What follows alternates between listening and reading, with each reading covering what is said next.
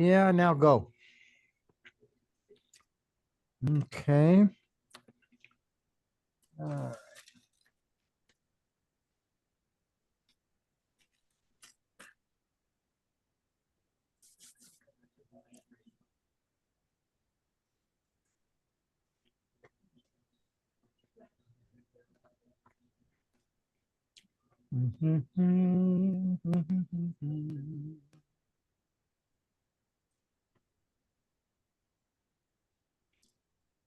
Okay. It's a beautiful day in the neighborhood.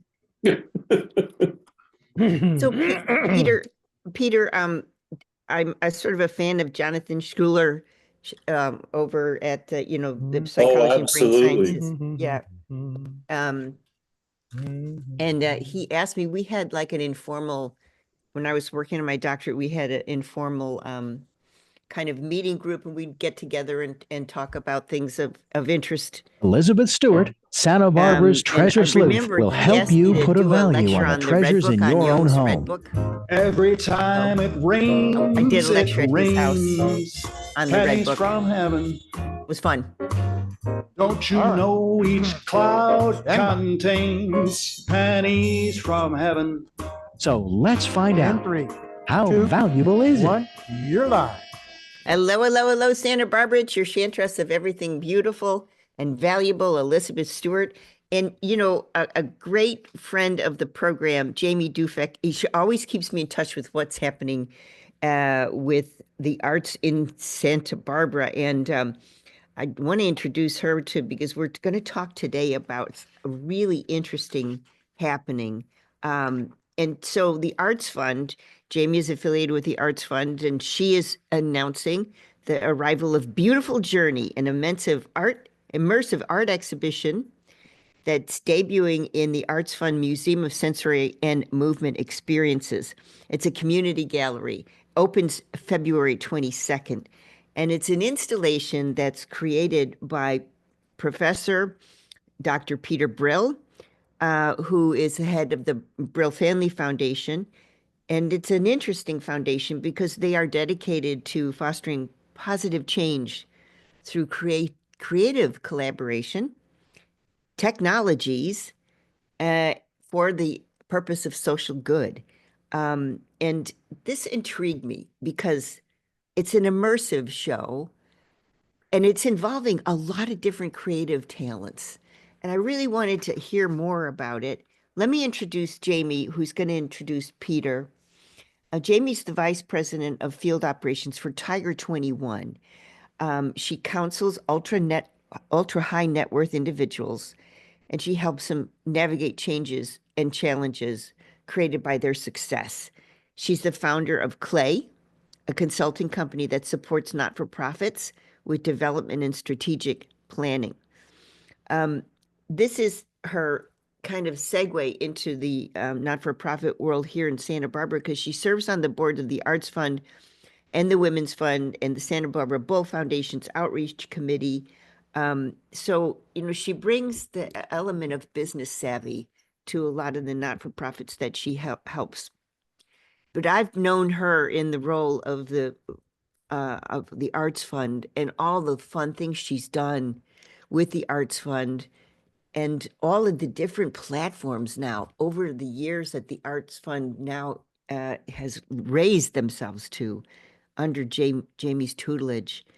So I'm really proud to have her on the show. And Jamie, would you introduce Peter? Hi, Elizabeth. Thank you Hey. for the kind introduction. I'm happy to introduce Peter Brill.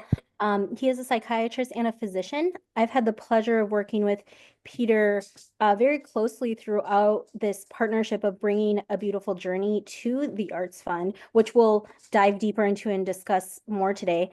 And as you mentioned, in addition to his work on this project, Peter also contributes greatly to the community through his family foundation, the Peter Brill Foundation.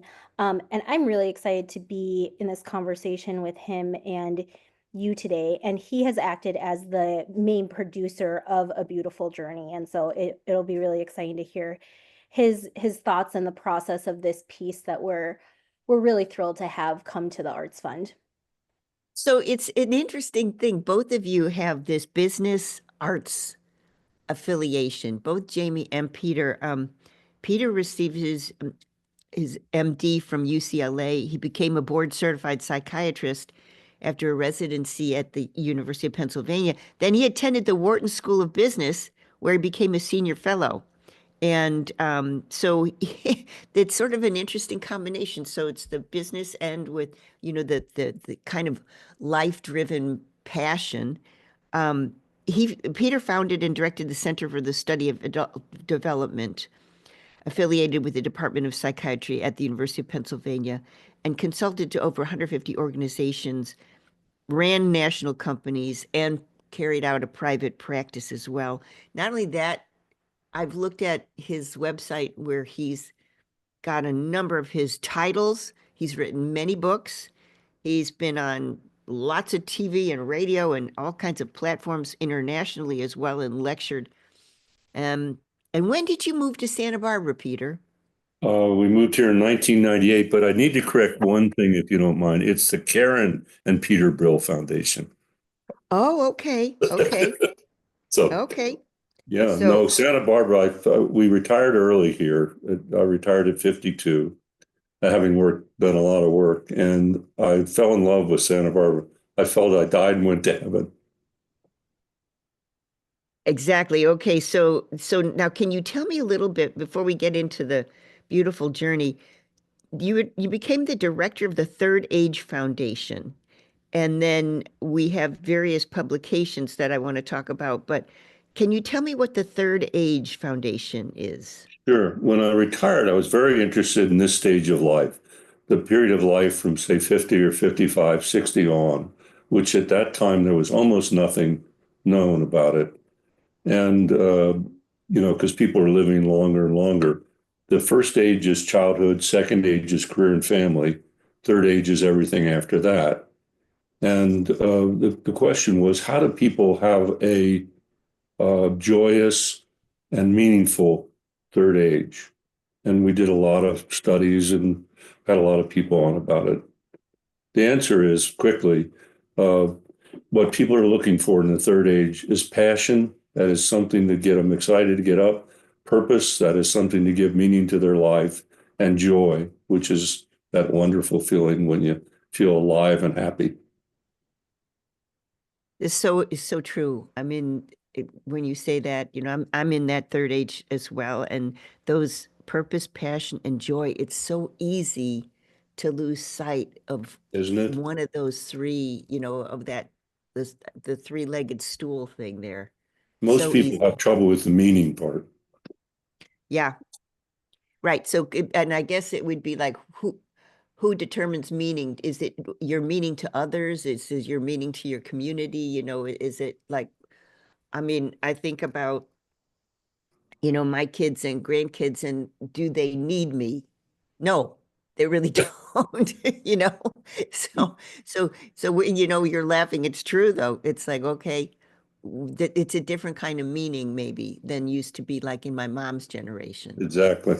Yeah. Yeah.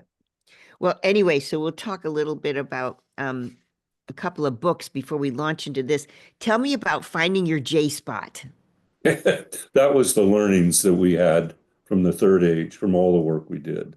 We did about 2,000 people in workshops, and we did a radio show, and we had a column and all that. And that contains all the learnings of it. It's a 7-step model that people need to have to create what's called rising energy. Rising energy, we know we're going to decay physically. So we have to have our spiritual energy, which is part of what we did with the beautiful journey. You have to have your spiritual energy rise. I don't mean religious. I mean spiritual, that deeper sense of whatever it is, vitality inside yourself has to rise in the third age. And how do you do that? And that's what the book describes. Okay, so now that's a great segue into the beautiful journey. So I guess my question would be, Peter, when you already did your disclaimer there, it's spiritual does not mean religious. It means on a really deep level, a sense of vitality, if I heard you right. Yeah. Yeah. Okay. Vitality, So now, meaning, connection, sense of being alive. How does a man with who has no legs climb a mountain? Where does he right. get? Where does he get his energy from? Yep.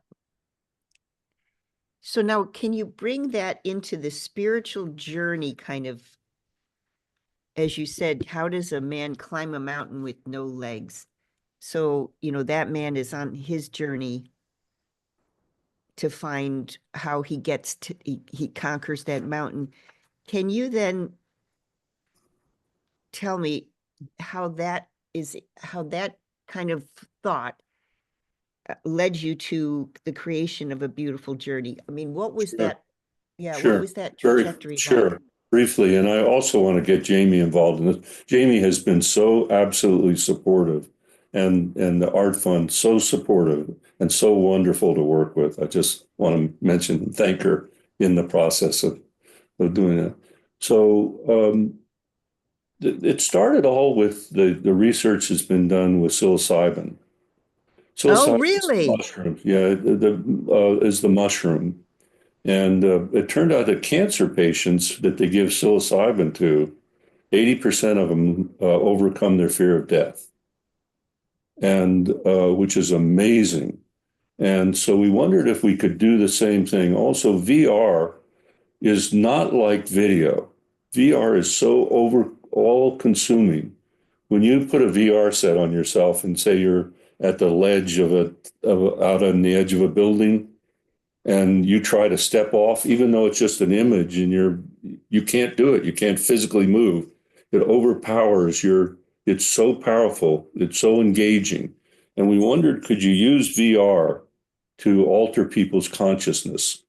And because we're at the beginning of an absolute new stage for art in which technology, psychology, spirituality, and health are all going to come together in a whole new way. It's a whole new unfolding with between VR and AI and all these things.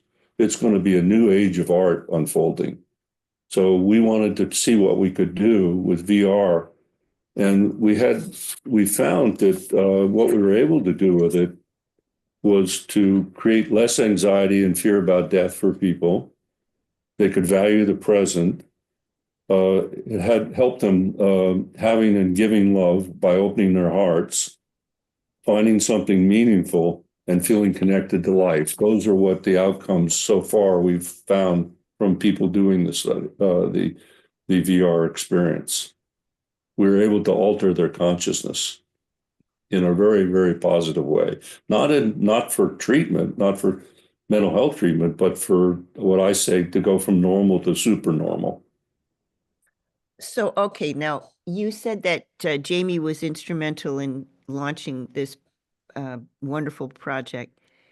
So, Jamie, can you take me back to, I mean, how did this happen? How did the Arts Fund become involved with Peter and his work? Elizabeth, that's a great question. I'm trying to think back of how we were connected, Peter. And as you know, Santa Barbara is a very small community, and then when you get into the art world, it becomes even smaller. Peter, do you remember who did the connect between the two No, of but I remember meeting you and thinking you're such a visionary us? and such a talented and having both degrees. I just was so impressed by you, even before. Oh, thank you. Yeah. This is Elizabeth. This is why we get along so well. He gives me all these compliments all the time. But I, I just Like remember. I said, your background is very similar, and also the way that we used to say right and left brain, but the creative process that is buoyed up by a real structural analysis of the situation. Both of you seem to have that. So yeah, I can see why you became friends. Yeah. But how did this project start? Well, I cannot remember off the top of my head who connected us, but we became connected and we learned about, Peter's and the artist's vision for this project, just like you all heard from Peter now. And it was really interesting. And as some people may or may not know, the Museum of Sensory Movement and Experience was a passion project and vision from Marco Pinter that opened during the pandemic. And the Arts Fund absorbed that museum. And the project that Peter was working on, A Beautiful Journey, fits so nicely into the vision of that space of immersive art for almost an incubator for these ideas to be available and accessible to the public and the community. And so we're just really excited that it's going to be there, and it fit perfectly with the Arts Fund's, mission and what the Miss Me Museum was really all about. So it was just kind of a natural fit. So let's just kind of explain what the Beautiful Journey is about. And Peter, I wonder, I've read about it, and it's a transformative VR experience. And take us to the timeline. What kind of stages in life does A Beautiful Journey cover? Sure. And I just want to say one thing. It's not scary at all. What happens is when you do our VR project, it's very much like getting into a relaxed, easy state. You just kind of drift along. No one has so far who's gone through it has gotten scared or upset in terms of, feeling frightened in any way. So, because sometimes when you mention something like death, people go, oh my God. No, it's not that at all. It's very easy and enjoyable. That's the beauty of the art and the music that supports the whole process. We go through your childhood. We go through a period of your life where you had early love, like adolescence. We then pick a piece of your life where you felt very triumphant or was kind of like the upward peak. Then we pick a period where you felt defeated and down. And then we go to the most important thing of life, which is love. And, if you don't have love in your life, let me tell you, you need to. We all need to connect and have love. And so we help with that to open people's heart. And then we go from there to kind of a transcendent experience that has people, which we benefited from the people who've had near-death experiences, what that's like and how to transmit that to people without it being scary. And then we return you to your regular life. And in the process, people rise to a new level of understanding of their lives and their own depth of spiritual feeling.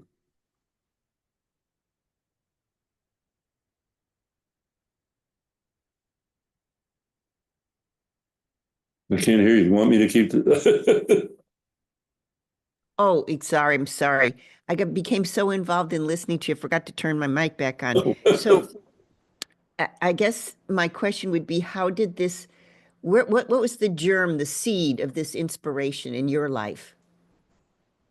I think the third age work I did taught me how important it is for people to get elevated in this stage of life and before. Actually, it was surprising when we did their third age workshops, how many younger people came and got a lot out of it. Because passion, purpose, and joy should be there all through life. And so I just felt we needed a method, much more efficient method. And then, of course, the whole field is changing. I mean, if we can bend, if you could go, let's say you're shy and you could go do a VR experience and not be shy anymore, would you do it if it didn't hurt? Or let's say you like to be funnier. Or let's say you feel that your heart is closed and you want to open it, or you want to have more compassion. If we could do a VR and you could come out of that with those changes, which we will be able to do sometime in the future, people will rush to it. This is the birth of a new field. Okay, so how did you, Peter, get exposed to virtual reality, the VR that you're talking about? What was your first experience with that? Let's see if I can remember where I first ran into it. I read about it from a guy named Spiegel, who's an MD at Cedars-Sinai, who has a national conference and put a book out about it and a set of YouTubes and how impactful it is in medicine now.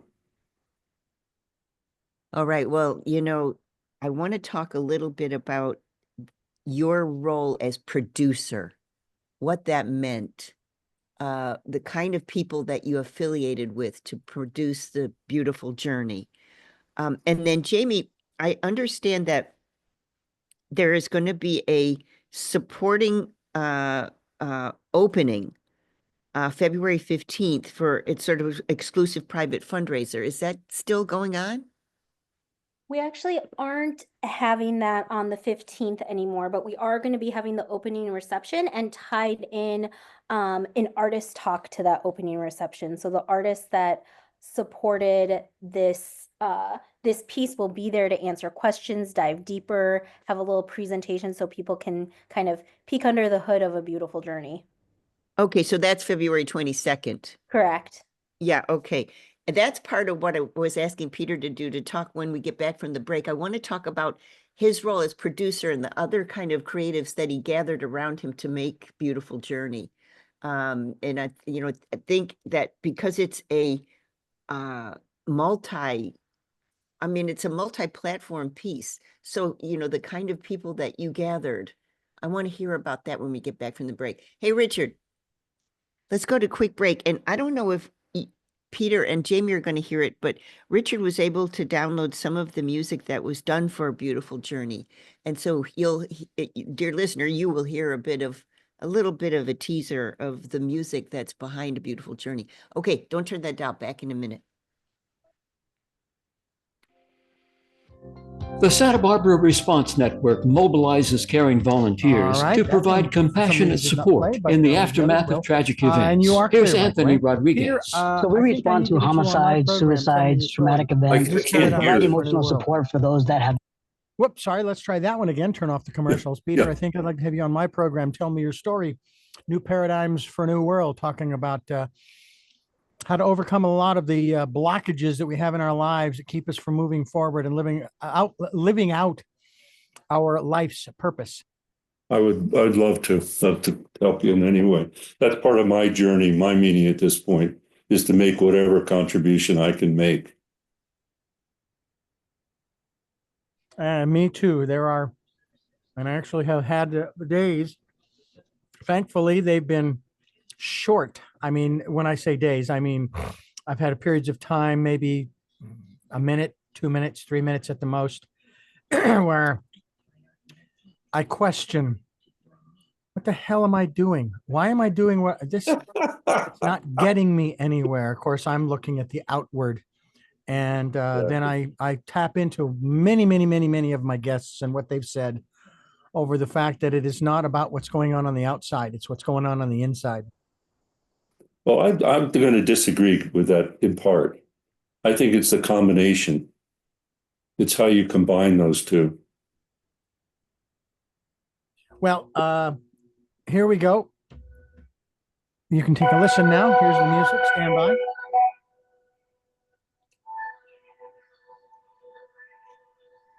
By the way, I really liked this music.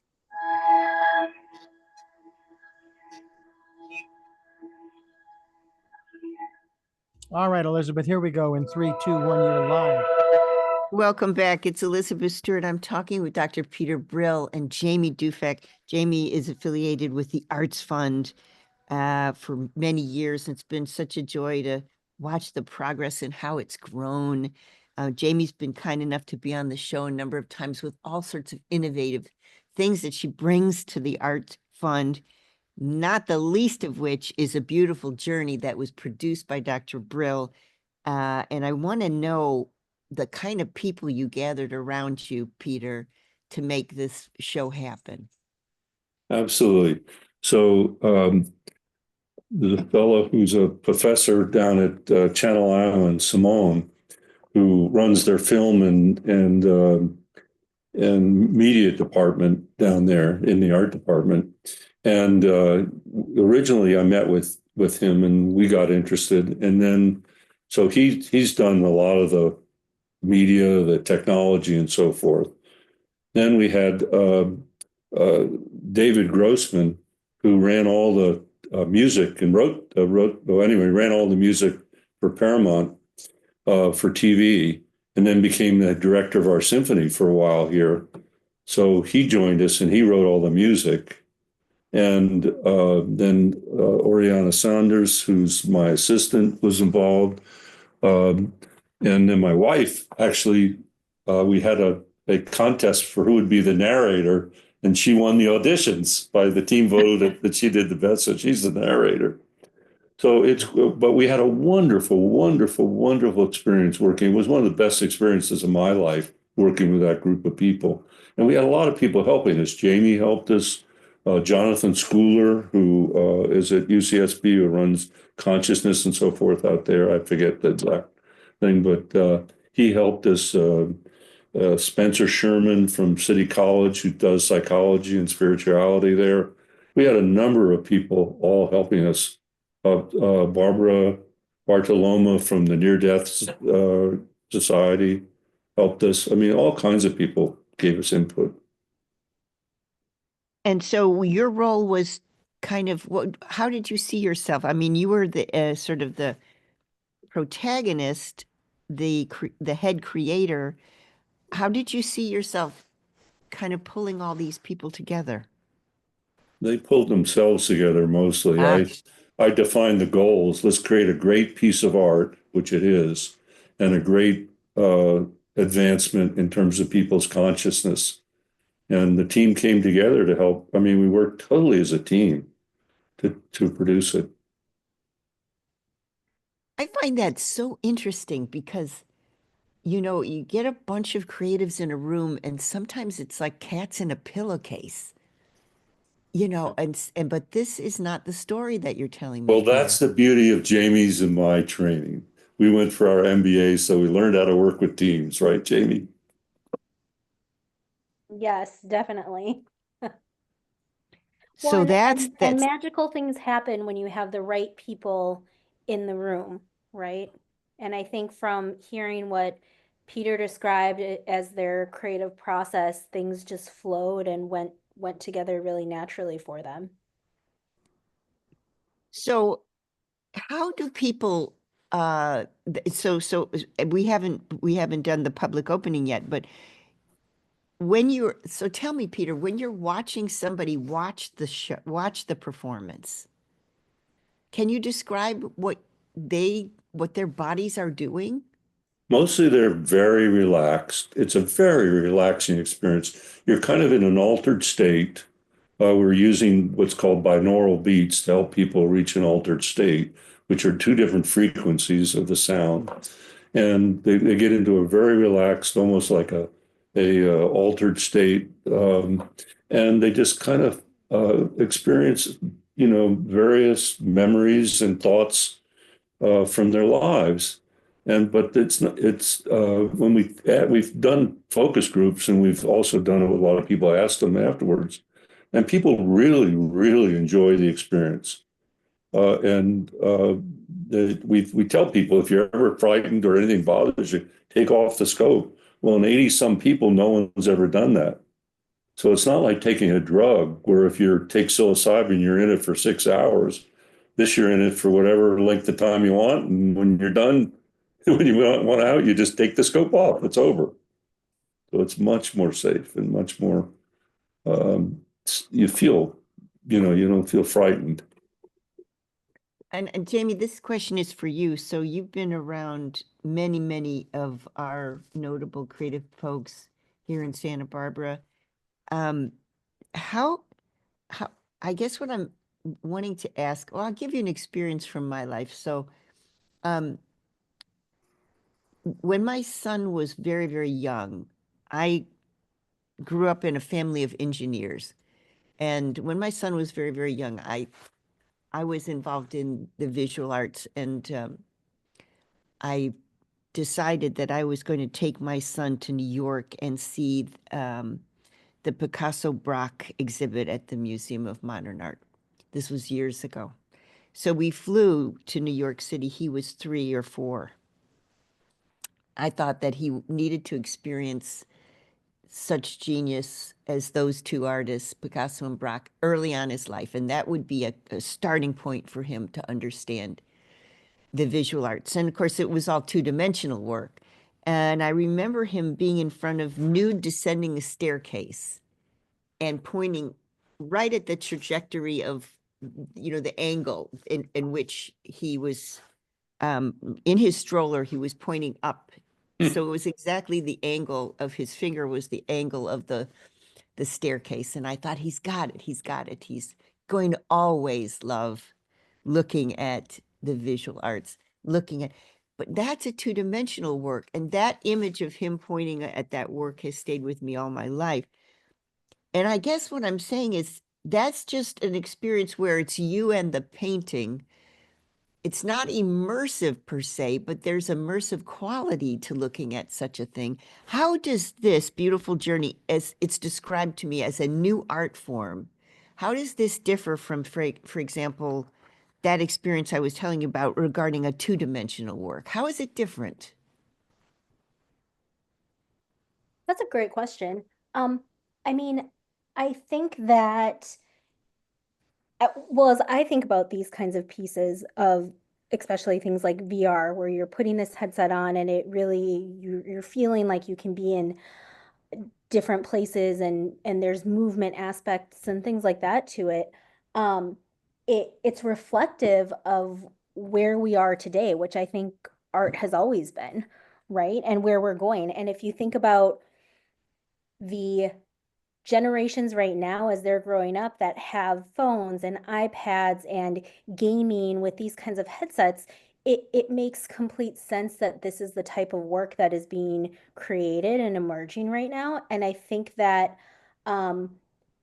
it is that next level or elevation of awareness and reflection. And I think art has always asked the viewer to self-reflect in various ways, or reflect on certain topics and things like that.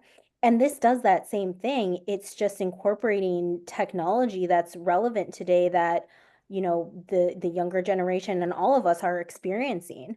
And so it makes complete sense. And I think that's what somebody should expect, is that they're going to be experiencing a piece of work that really is reflective of what kind of technologies are at our fingertips today. So I think that's remarkable that you said, every generation has its own response based on its own technology, et cetera. And it's interesting when you think about it, you cast your mind back to the 15th century when even the process of making oil paints, the actual physical process of making oil paint, that was a new technology. Yes. Mm-hmm. Yep. Or the block printing and printmaking process in general, right. All of those lithography, things. Right. Mm-hmm. Right. There's all new technologies that came along at certain points in human evolution. Richard's giving us a sign we have to go to quick break. And when I get back, I want to ask both of you, this is Jamie just used the word self-reflective and personal. When I was in front of that nude descending a staircase with my 3-year-old, it touched me in a way that was personal and self-reflective, but it was also universal. Mm-hmm. And so, this is my question about a beautiful journey. When I was reading about it and I looked at the testimonials, it's a journey that takes us through life stages. How does that life stage journey, how is it personal if it's universal, Peter? How is that personal? How did you have to take a break. Answer when we get back from the break. Save up the answer for you. Save up the answer. I want to know how you made it such that, maybe archetypally speaking, it's personal. I don't know the answer. I want to hear from you how you made the journey personal as well as universal when we get back from the break. Hey, Richard, let's go to quick break. And here again, the music that we're hearing was written, but now you said it was, who wrote the music? David Grossman. David Grossman. That's what I thought you said. He was part-time conductor, and he still comes and conducts every so often. No, he was the head of the symphony, the executive director of the symphony. Yeah, for years. Yeah. So he was the author of the music. composer of the music, that beautiful journey.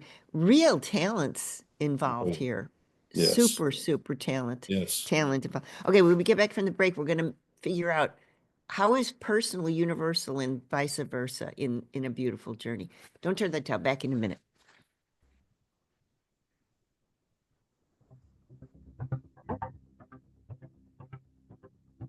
Your mic's off. 50. Your mic's up. There you go. Did you want to say something, Jamie? Hi. Talking to somebody else. Hi, Kaylee. Hi. You look nice. I like your sweater. Thank you. It's been fascinating to hear from everyone for letting me listen in. I haven't experienced it yet. So I don't think I have too much to add, but happy to be hearing everyone. I think it's good for you. All right, you're all clear. The process and all that.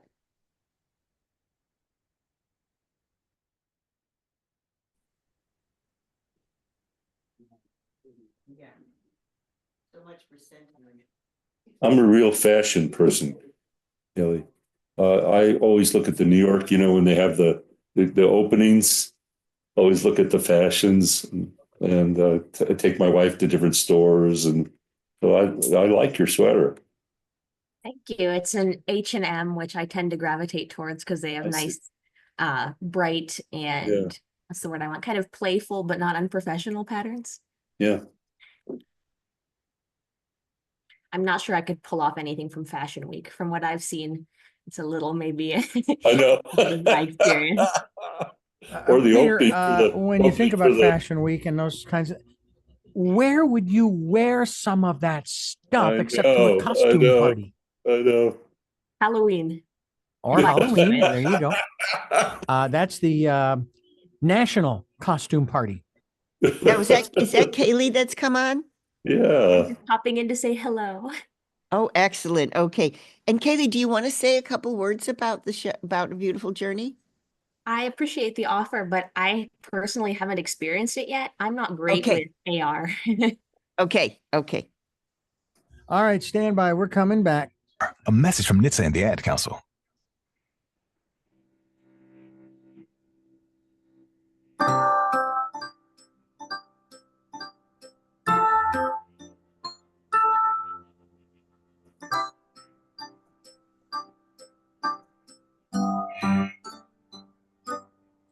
In 3, 2, 1.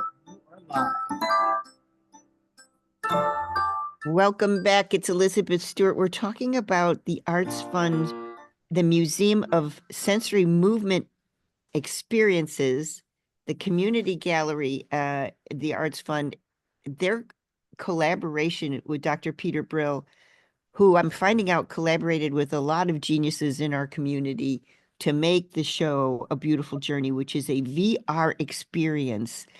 My question was, in reading the testimonials, looking into the show, and I haven't seen it. Of course, it opens on the 22nd of February. But the issue is universality versus personal experience and self-reflection. I'm wondering how Dr. Brill and his team, and Peter was the producer, Peter Brill was the producer, how he managed to meld those two. I mean, because what I'm reading about it, Peter, is that, you're bringing precious childhood moments, stages of life. Those are personal. In what way? Let's take precious childhood moments. How Perfect. did you, let's experience that for me. How did you take that and make that so that someone who's so intimately involved with this piece of art recognizes their own childhood moment? Yeah, it's a wonderful question, and it was a big problem and a big struggle for us to try to get it right. We all have childhoods. Many of us have very happy childhoods or mostly happy childhoods. Some of us have unhappy childhoods. And so we had to deal with that dilemma. But let's just take the happy end. It's very, very important for people to reconnect to the joy of childhood. As you age, you have more and more responsibility and more events or experiences that are painful and can limit your sense of freedom and emotional joy. And so to reconnect to your childhood, and if you did have one that had joy in it, helps restore for people. But the way we do it in specific is we ask them to remember certain kinds of things from their childhood. Did they have a best friend? Did they remember what it was like on a playground? Did they, what was life? Remember the clouds? Do you remember lying on your back on the ground and looking at the clouds? Can you remember things that connect you back to that, you personally, as you're going through this VR experience, back to that part of your life? So you're not actually showing in the sense like a video would show you a certain childhood experience. You're actually asking the question to relive. Right. There's a general childhood visual of people in a playground and clouds and to go along with it, plus the music. And David did a phenomenal job so the music and the visuals help you do it, plus the relaxed state that you're in. They help you to relive those and bring a little joy into your adulthood. Yeah. Remember what joy is, how important it is for your health and for your happiness. It's not all duty. Yeah. We all forget that. Or most of us forget it. Yeah. Yeah, exactly.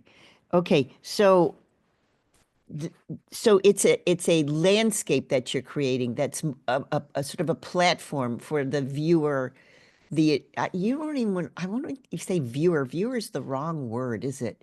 Participant. It's participant, yeah. It's a way to get into a reflective state. Yes. In which you can escape in some way.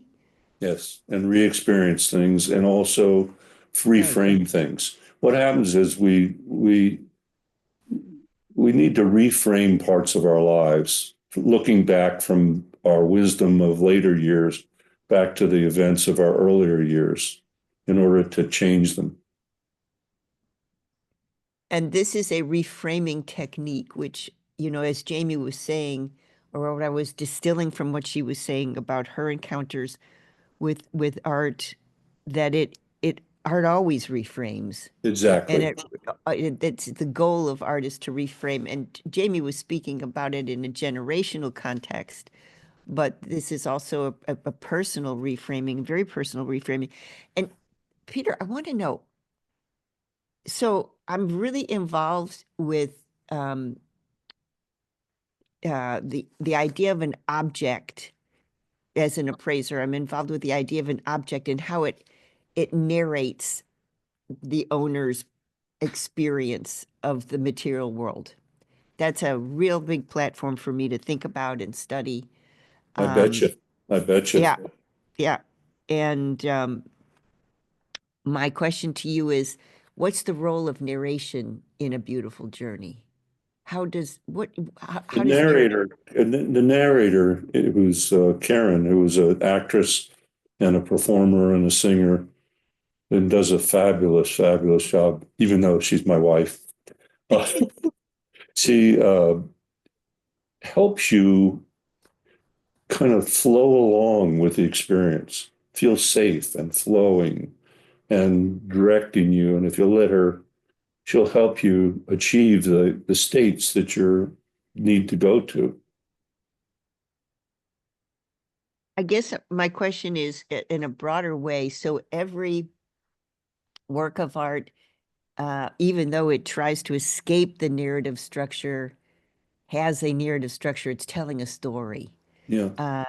Even if it's not, even if it's, conceptual art wants to go away from that narrative structure.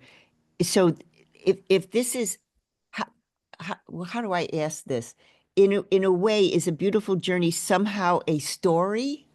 It's your story.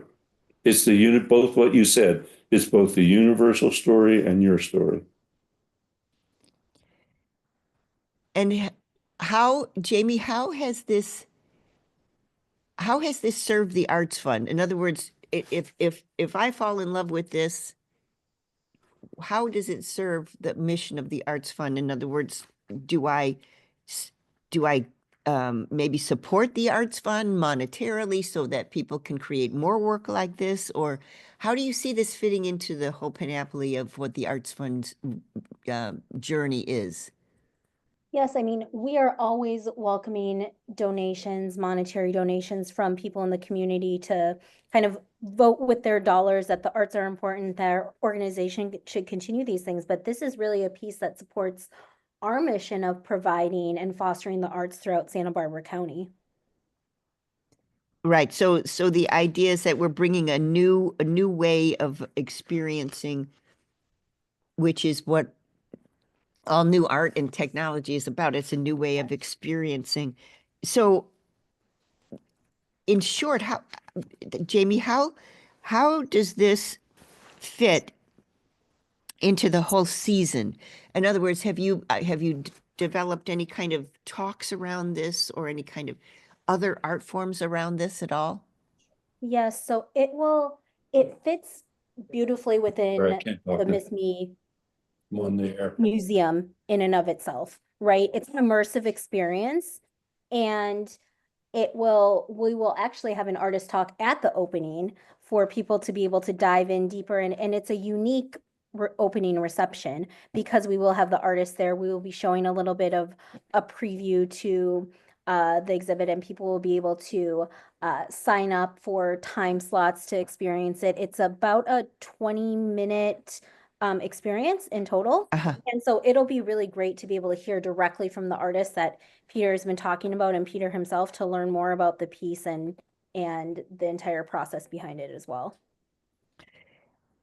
But one final question, because we're getting down to the end of the hour, but so does the piece, in your mind, Peter, involve any kind of call to action? Oh boy, that's a great question. Not particularly in and of itself, but we have a manual that is free for people that we've written, where it has all kinds of other questions and directions for people that they can get. That actually, I think they can either order it or we'll have it for them at the Art Fund, and they can continue to work on it if they want. So it's not necessarily, this is more changing consciousness more than changing specific behaviors. Yes, as you said before, it's a reframing experience. I think that's what you said. It's a, you know, when you said that, it was interesting because I was thinking about my own childhood, for example, which was not all that great in some ways. And so I was thinking, well, how do I reframe that? And what would be the tool I would use to reframe that? Come and do our VR. Come and do our VR. Well, I intend to. I intend to. Yes, indeed. So, Jamie, tell us a little bit how people find out about this, how people schedule the 20-minute experience. Give us some down and dirty here. Yeah, so first, I encourage everybody to come to the opening reception, which will take place on the 22nd, 5 o'clock. And then once it officially opens on the 22nd, people will be able to go to our website and be able to purchase tickets to the museum and sign up for their time slot. We offer Community Fridays, so you still go on and reserve your tickets, but every Friday they are complimentary to the community, so there's no charge to come and experience the museum as a whole and a beautiful journey. And give us the phone number or website or both. The website is artsfundsb.org. Okay, and we can sign up on the website. We can purchase tickets, or we can go to Community Fridays. And the 22nd of February at 5 p.m. is the reception. Are people going to be experiencing a beautiful journey at that time, or is that the artist talk, or both? They will be able to experience parts of a beautiful journey through the artist talk and projection, and then they'll be able to experience the actual piece the next day when they sign up for the time slots. Well, thank you both, Jamie and Peter. I can't wait to see it. It's been such an interesting hour, fascinating. And thank you, Peter, for all your your genius there. I mean, that's got to be the bottom line. Thank you, Peter. Thank you. Thank you for having me on your show. Thank you, Bye, Elizabeth. guys. Bye, Jamie. All right, you are clear. Oh, good. Thank you great. both. Jamie, I hope you got enough airtime. Did you get enough airtime? Oh my gosh, yes, it's about a beautiful journey too. This is perfect. Okay.